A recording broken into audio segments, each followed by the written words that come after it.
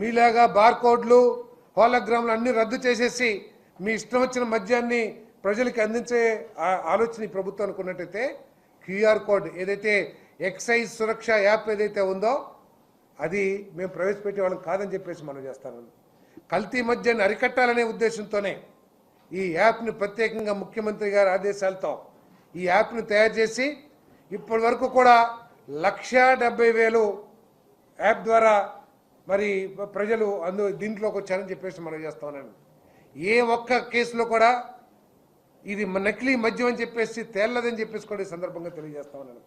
ఏదైతే హాలోగ్రామ్ ఉందో దాంట్లో బ్యాచ్ నెంబర్ కానివ్వండి, ఎక్కడ తయారైంది, ఎక్కడ ఏ డీలర్కి ఏ షాప్కి అమ్మామో అన్ని డీటెయిల్స్ కూడా వస్తాయని చెప్పేసి మనం చేస్తున్నాం. దాన్ని కూడా తప్పుదారి పట్టిస్తానికి వైఎస్ఆర్సీపీ వాళ్ళు ప్రయత్నం చేస్తున్నారు. ఆ హోలోగ్రామ్లో ఏదైతే బ్యాచ్ నెంబర్ ఉందో లేకపోతే ఎవరైతే మద్యం తయారీదారు ఉన్నాడో ఆ డీటెయిల్సే ఆ బాటిల్స్ కింద తయారీదారుడు లేబుల్స్ కూడా ఉంటాయి. ఆ లేబుల్స్ అదేవిధంగా ఈ యాప్లో వచ్చిన సమాచారం, హోలోగ్రామ్లో వచ్చిన సమాచారం సరిగా ఉందో లేదో కూడా చెక్ చేసుకోమని చెప్పేసి మనం చేస్తాను.